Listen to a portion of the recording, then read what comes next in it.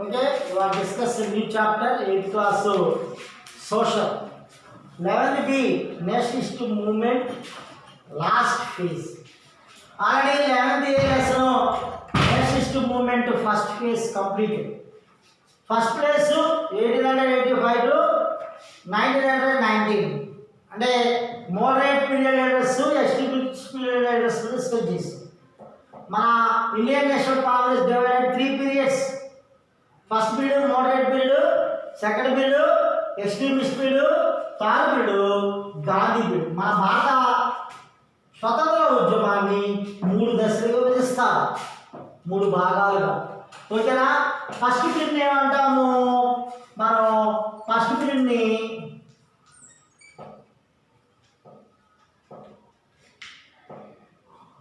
Moderate period పిలుస్తాం. Moderate period.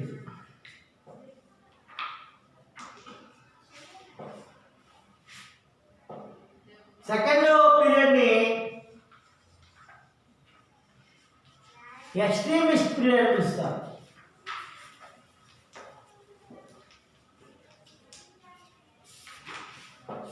Third పీరియడ్ని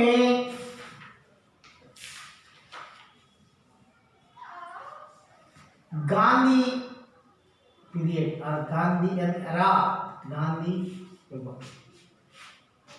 మన స్వాతంత్రోద్యమం 3 దశల్లో ఉంటుంది. మొదటి దశ మోడరేట్ అంటే మితవాద యుగం, ఎక్స్ట్రీమిస్ట్ అంటే అతివాద యుగం, గాంధీ పీరియడ్ గాంధీ యుగం అంటాం.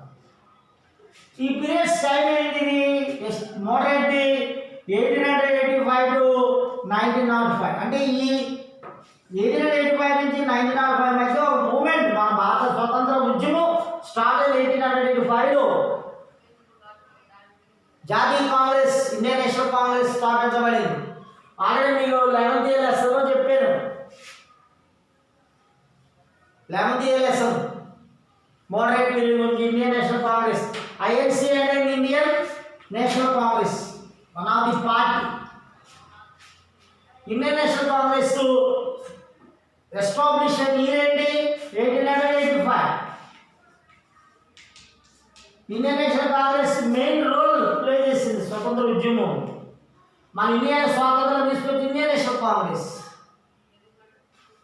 భారత జాతీయ కాంగ్రెస్ 1885 ఎస్టాబ్లిష్ అయింది. ఈ ఆర్గనైజేషన్, ఈ పార్టీ మెయిన్ రోల్ అనేక స్వతంత్ర ఉద్యమాలు అయింది. మోడరేట్ పీరియడ్లో ఉన్న వాళ్ళు ఆ పీరియడ్ 1885 వాళ్ళ పాలసీస్ వేరు. దాదాబాయి నౌరోజీ, గోపాలకృష్ణ గోఖలే, సురేంద్రనాథ్ బెనర్జీ, WC బెనర్జీ వాళ్ళు మెయిన్ లీడర్స్. వాళ్ళ విధానాలు వేరు, వాళ్ళ పాలసీస్ మితవాదులు. మోడరేట్ పాలసీస్ ఏంటి? ప్రేరీ, ప్రార్థించడం ద్వారా, పిటిషన్ విజ్ఞాపన ద్వారా, ప్రొటెస్ట్ నిరసన మూవ్మెంట్ ద్వారా వాళ్ళు తమ ఉద్యమాలను ఇండియన్ సపోర్ట్స్.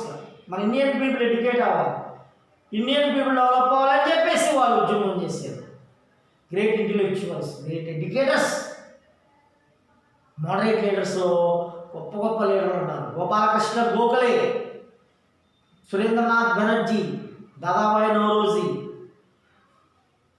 WC బెనర్జీ, వీళ్ళందరూ కూడా వాళ్ళ పిల్లలంతా కూడా మోడరేట్. ఎక్స్ట్రీమిస్ట్ పీరియడ్ వచ్చేసి 1905 నుంచి 1919. ఈ ఎక్స్ట్రీమిస్ట్ పీరియడ్లో మెయిన్ లీడర్స్ ఎవరు? జాతీయ ఉద్యమం అనేది 3 భాగాలుగా ఉంది.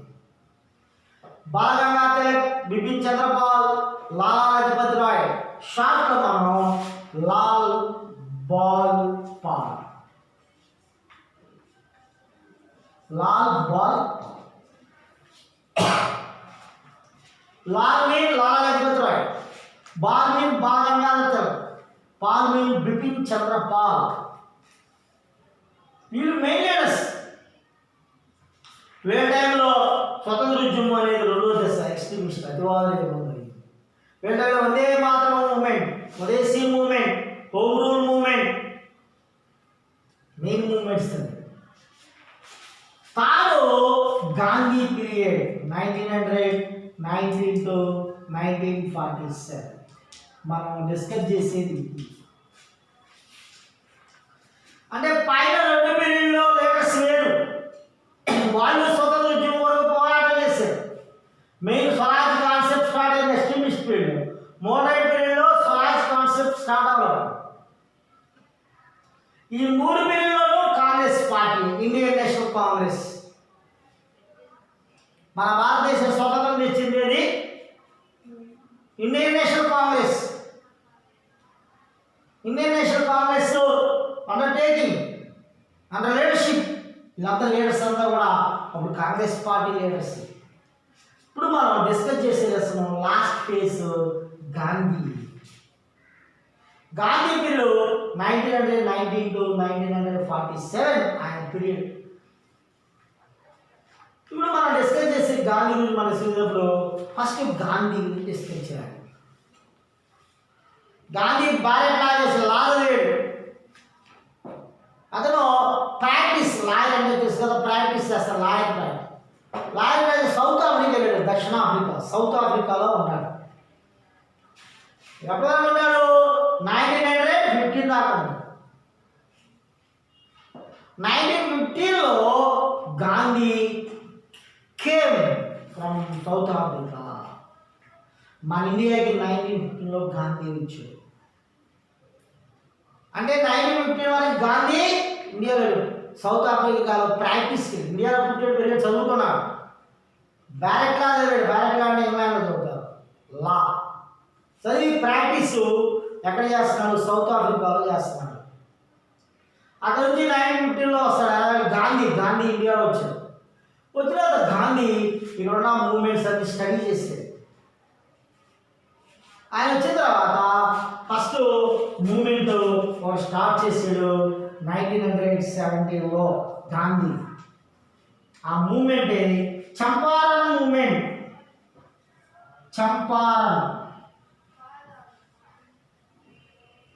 చంపారన్ మూమెంట్. తర్వాత 1918లో ఖైరా మూమెంట్. తర్వాత 1918లోనే గాంధీ స్టార్ట్ చేసిన అహ్మదాబాద్ టెక్స్టైల్ మూవ్మెంట్.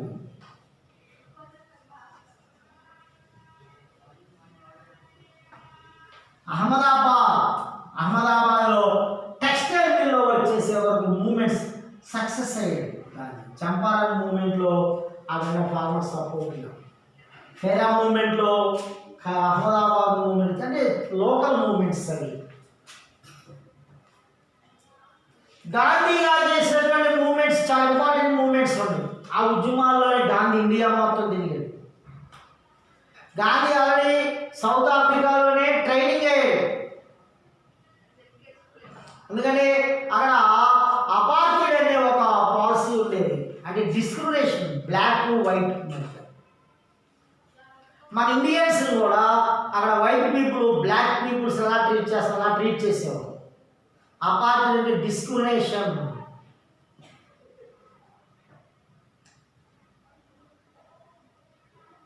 అలా ఆయన ఎక్స్పీరియన్స్ అది. అక్కడ కూడా అపార్టీని ఫేస్ చేశాడు గాంధీ. అక్కడ వైట్ పీపుల్ బ్లాక్ పీపుల్ లాగా మన ఇండియన్స్ కూడా బ్లాక్ పీపుల్గా చూస్తారు. ఇవి చాలా మరి అక్కడ చాలా విషయాలు ఇచ్చేస్తారు. ఆయన మొత్తం ఈ మూమెంట్స్ అన్నట్టు ఆయన ఇండియా వచ్చినారు కూడా, ఇండియా మొత్తం కూడా ఒకసారి ట్రావెల్ చేస్తారు.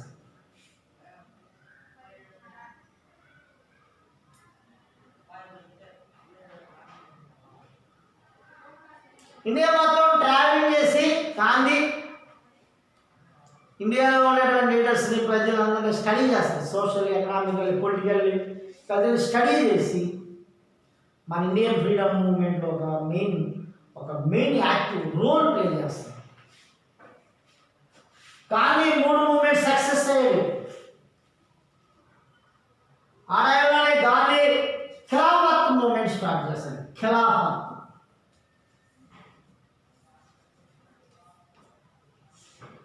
ఖిలాఫత్ మూవ్మెంట్.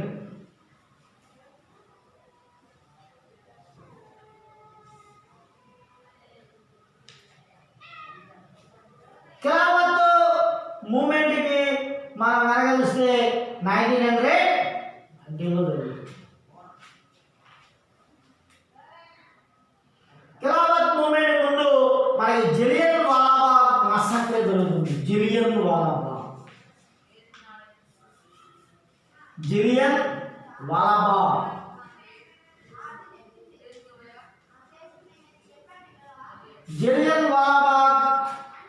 మసక్రే.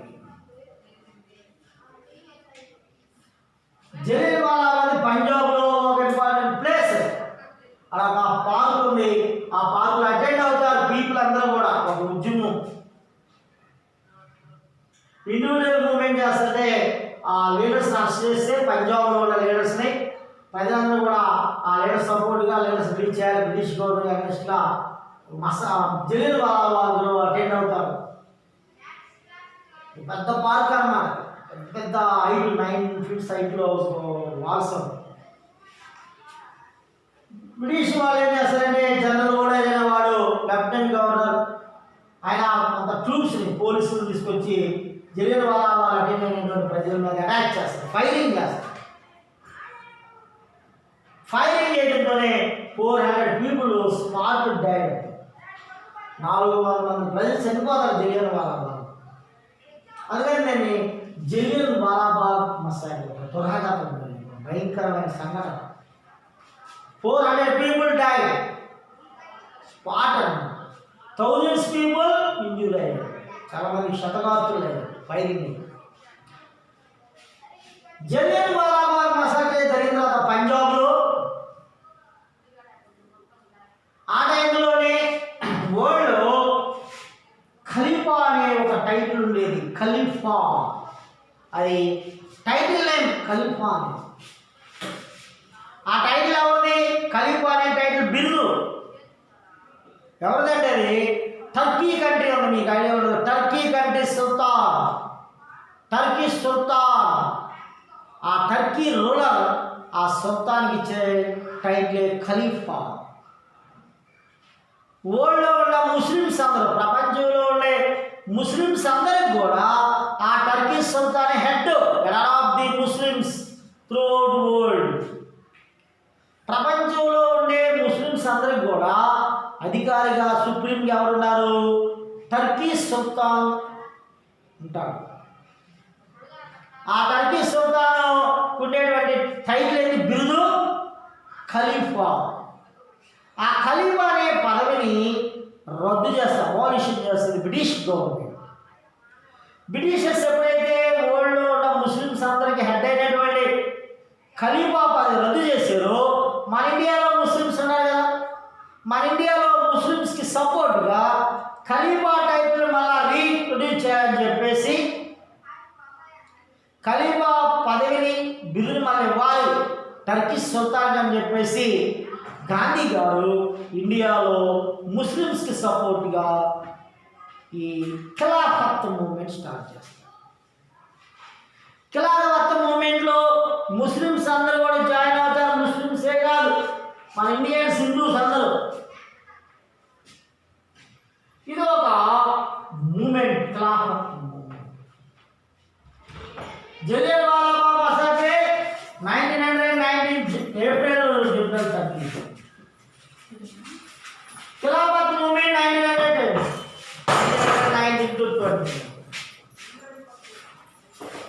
ఎప్పుడైతే ఈ మూమెంట్ జరిగిందో, ఈ మూమెంట్ తో Gandhi the well known person, charismatic leader.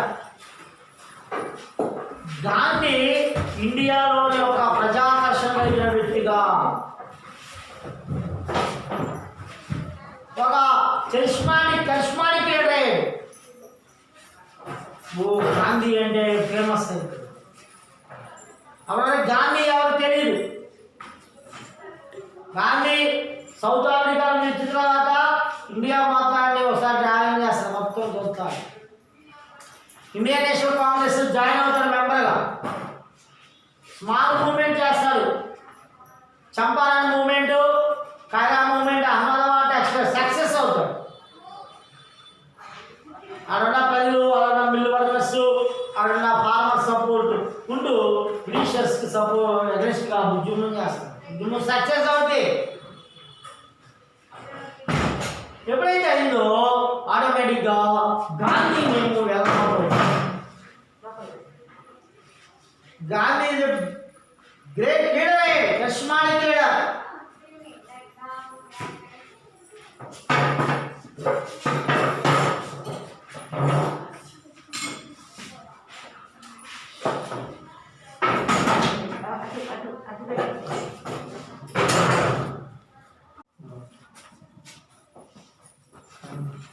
Gandhi ఎప్పుడైతే స్టార్ట్ చేసాడో మూమెంట్స్లో మరి Khilafat movement support for Muslims. Why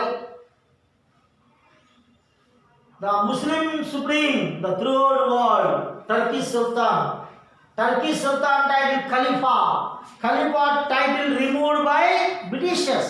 Why? The First World War period, the First World War time, Britishers defeated some Axis countries.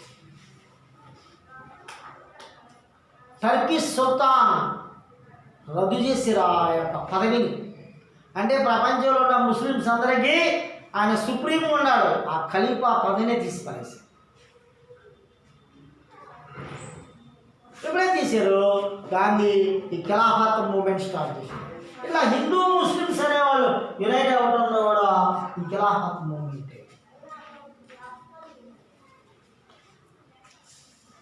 Gandhi అక్కడ వెల్ ఫేమస్ లీడర్ అయ్యాడు, charismatic leader. Hindu Muslims అన్ని all caste all religions join the movement. ఇవన్నీ కూడా small moments. Gandhi ఒక moment announce చేస్తున్నాడు. ఆ movement name non cooperation. Non cooperation movement. Non cooperation movement period 1920 నుంచి 22, 1920 to 22.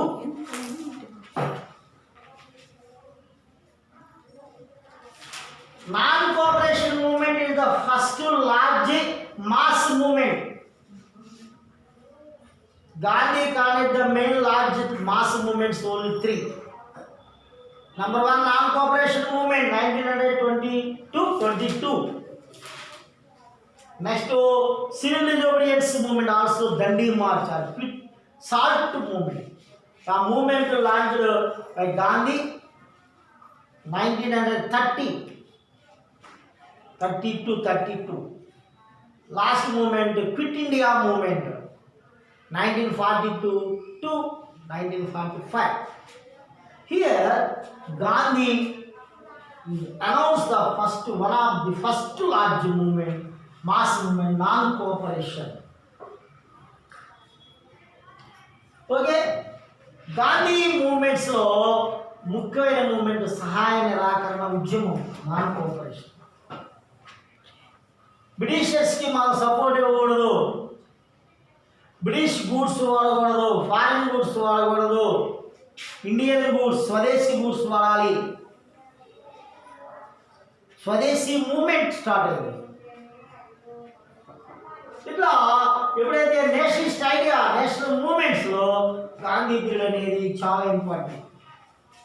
All group of people join the movement. ఈ లెసన్లో Gandhi start non cooperation movement next discuss చేస్తాం. ఈరోజు వరకు ఇంపార్టెంట్ ఈ మూమెంట్స్ మనం డిస్కస్ చేసాం. దీని మీద homework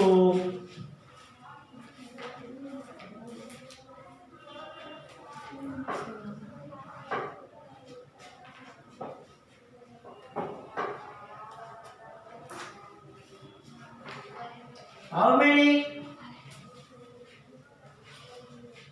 periods of the nationalist movement?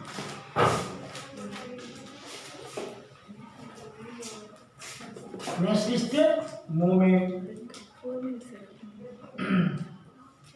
What are they? What are nationalist movements periods ఎన్ని, how many periods of nationalist periods అవేంటి ఎన్ని, వాటి పేరు ఏంటో రాయాలి. అర్థమైందా? 3 పీరియడ్స్ అని చెప్పి వాటి పేరు రాయాలి.